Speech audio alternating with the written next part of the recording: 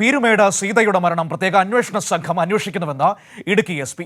പീരുമേട് ഡിവൈഎസ്പിയുടെയും 2 ഇൻസ്പെക്ടർമാരുടെയും നേതൃത്വത്തിലുള്ള പ്രത്യേക ടീമാണ് അന്വേഷിക്കുന്നത്. സീതയുടെ പോസ്റ്റ്മോർട്ടം റിപ്പോർട്ട് ലഭിച്ചിട്ടില്ല. കൊലപാതകമാണ് എന്ന് DFO പറഞ്ഞതിനെക്കുറിച്ച് തനിക്കിപ്പോൾ പ്രതികരിക്കാനാവില്ലെന്നും SP പറഞ്ഞു.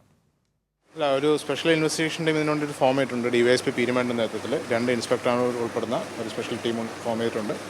കൂടുതൽ കാര്യങ്ങൾ അന്വേഷണം നടന്നു വരികയാണ്. ഇതിനെ കൂടുതൽ വിശകലനം ചെയ്തു വരുന്നേ ഉള്ളൂ. അന്വേഷണം നടന്നു വരുന്നതാണ്. ഇപ്പോൾ പോസ്റ്റ്മോർട്ടം റിപ്പോർട്ട് ഇതുവരെ വന്നിട്ടില്ല. അതുകൂടെ വന്നിട്ട് നമുക്ക് കൃത്യമായിട്ട് പറയാൻ പറ്റും. റിപ്പോർട്ടായിട്ട് വന്നിട്ടില്ല ഇതുവരെ. അത് പരിശോധിച്ചിട്ട് നമുക്ക് കൂടുതൽ കാര്യങ്ങൾ പറയാൻ പറ്റും.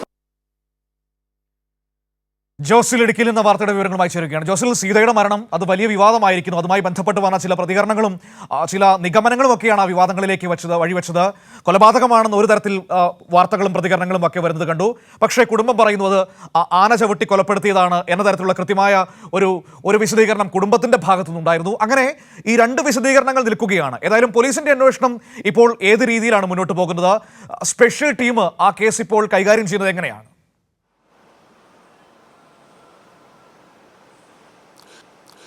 മനു, കഴിഞ്ഞ 13-ാം തീയതിയാണ് കാട്ടിലേക്ക് വനവിഭവങ്ങൾ ശേഖരിക്കാൻ പോയ സീതയും ഭർത്താവും 2 മക്കളും ഈ കാട്ടാനയുടെ ആക്രമണത്തിന് ഇരയാകുന്നത്.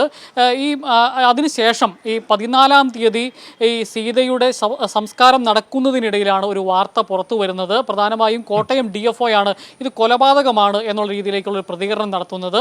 അതിനെ തുടർന്ന് അതിനകത്ത് പ്രധാനമായും ഈ പോസ്റ്റ്മോർട്ടം റിപ്പോർട്ടിലടക്കം വന്ന കാര്യങ്ങൾ പ്രധാനമായും ഒരു സൈഡിൽ 6 വാരിയലും ഒരു സൈഡിൽ 7 വാരിയലും ഒടിഞ്ഞ് മൊത്തം 13 വാരിയലുകൾ ഒടിഞ്ഞിട്ടുണ്ട്. 2 വാരിയലുകൾ ശ്വാസകോശത്തിലേക്ക് കുത്തിക്കയറിയ നിലയിലാണ് എന്നൊക്കെയാണ്. എത്രമാത്രം ക്രൂരത കാണിച്ചാലാണ് ഒരു മനുഷ്യന് ഒരു സ്ത്രീയെ അത്തരത്തിൽ കൊലപ്പെടുത്താൻ സാധിക്കുക എന്നുള്ളൊരു സംശയം ആ സമയത്ത് മുതൽ ഉണ്ടായിരുന്നു. അതുകൊണ്ട് തന്നെയാണ് നമ്മൾ ഈ കുടുംബത്തെ അന്വേഷിച്ചടക്കം ഈ പീരുമേട് പ്ലാക്കത്തടത്ത് അവർ താമസിക്കുന്ന സ്ഥലത്തെല്ലാം പോയത്.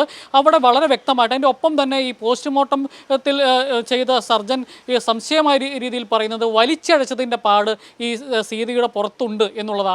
അതിനകത്ത് കൃത്യമായി ഈ കൂടെ ഉണ്ടായിരുന്നത്, അതായത് സീതയുടെ ആദ്യ വിവാഹത്തിലെ കുട്ടികളാണ് ഈ കൂടെ ഉണ്ടായിരുന്നത്.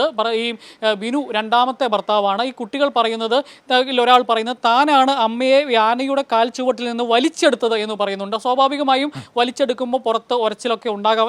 അങ്ങനെയുള്ള ചില സംശയങ്ങൾ ഉള്ളത് കൊണ്ടാണ് നമ്മൾ.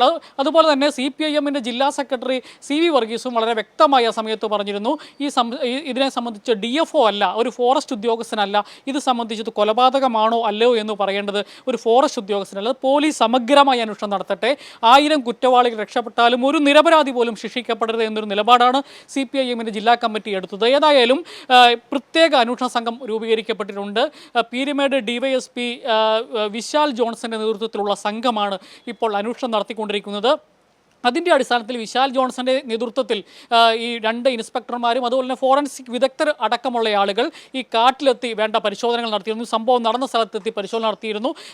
നമ്മളോട് പറഞ്ഞിട്ടില്ലെങ്കിലും മാധ്യമങ്ങളോട് ഇത്തരത്തിൽ പോലീസ് പറഞ്ഞിട്ടില്ലെങ്കിലും സ്ഥിരീകരിക്കാത്ത റിപ്പോർട്ടുകൾ അനുസരിച്ച് ഇവർ ഈ 4 പേരും കൊണ്ടുപോയ ഭാണ്ഡക്കെട്ടുകൾ, അതിൽ കലമടക്കം ഈ കുറേ ദിവസങ്ങൾ കാട്ടിനുള്ളിൽ താമസിച്ച് വനവിഭവങ്ങൾ ശേഖരിക്കാൻ വേണ്ടി കൊണ്ടുപോയ സാധനങ്ങളെല്ലാം ആന ചവിട്ടി ചളുക്കി വെച്ചിരിക്കുന്ന രീതിയിൽ അവിടെ ആനയുടെ സാന്നിധ്യം ഉണ്ടായിരുന്നു എന്നുള്ള രീതിയിൽ പോലീസ് അടക്കം സ്ഥിരീകരിച്ചിട്ടുണ്ട് എന്നുള്ളതാണ് നമുക്ക് മനസ്സിലാക്കാൻ സാധിക്കുന്നത്. ഏതായാലും സമഗ്രമായ അന്വേഷണം പോലീസിന്റെ നേതൃത്വത്തിൽ നടക്കുകയാണ്. പോസ്റ്റ്മോർട്ടം റിപ്പോർട്ട് ഇതുവരെയും ഇത് പോലീസിനാണ് ഹാൻഡ് ഓവർ ചെയ്യേണ്ടത്. ആ പോലീസിന് ഇതുവരെയും സർജൻ നൽകിയിട്ടില്ല. ഫോറൻസിക് പോസ്റ്റ്മോർട്ടം നടത്തിയ സർജൻ ഡോക്ടർ നൽകിയിട്ടില്ല. ഏതായാലും ആ റിപ്പോർട്ട് കൂടി പഠിച്ചതിന് ശേഷം പോലീസിന്റെ നിഗമനങ്ങളും കൂടി ക്രോഡീകരിച്ച് ഇത് കൊലപാതകമാണോ അല്ലയോ എന്നുള്ളത് ഇനി പോലീസാണ് പറയേണ്ടത്. മനു, ശരി.